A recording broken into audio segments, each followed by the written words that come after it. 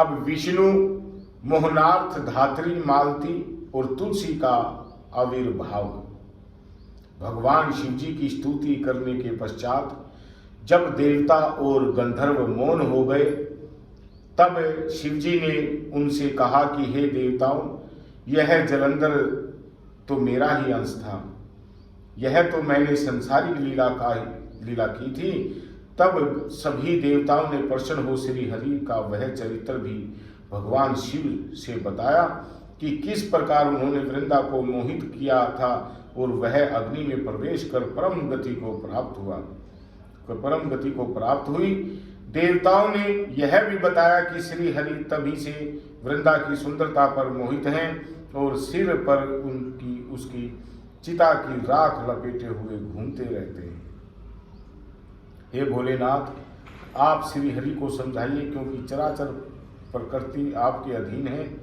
यह सुनकर भगवान शिव शंकर ने अपनी दुस्तर माया को समझाया और बोले कि यह चराचर संसार उसी माया के अधीन है। उसी में मोहित होकर विष्णु जी काम के वशीभूत हो गए थे। महादेवी उमा त्रिदेवों की जननी है तथा समस्त संसार से परे है।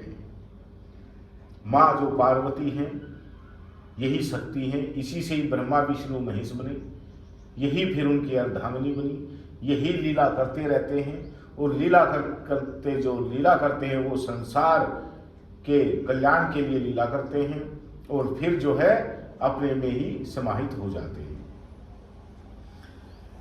क्योंकि प्रकृति से जो है, प्रकृति सबको मोहित कर देती है।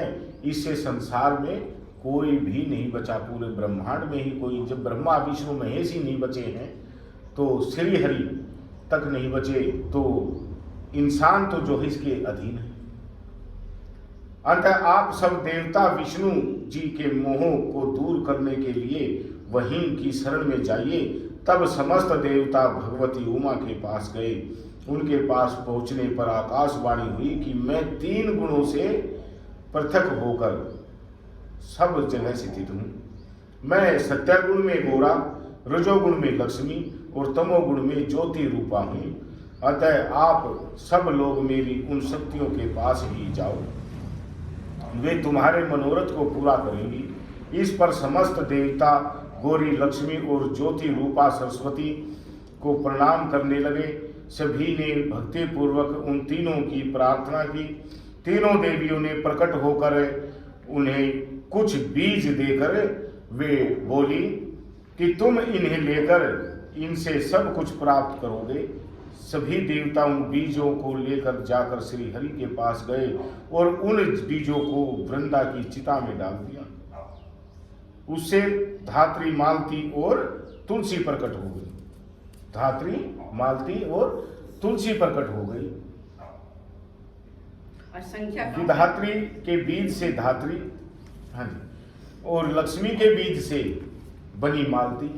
मालती जो पौधा है, फूल, मालती। और माँ गौरी के बीज से बनी तुलसी। तुलसी प्रकट हुई। धात्री और तुलसी ने प्रीति की। विष्णु जी ने उन वनस्पतियों को देख प्रीति पूर्वक बैकुंठ को चले गए। वे पहले की भांति सुखी होकर भगवान शिव का चिंतन करने लगे। बोलिए शंकर भगवान की जय।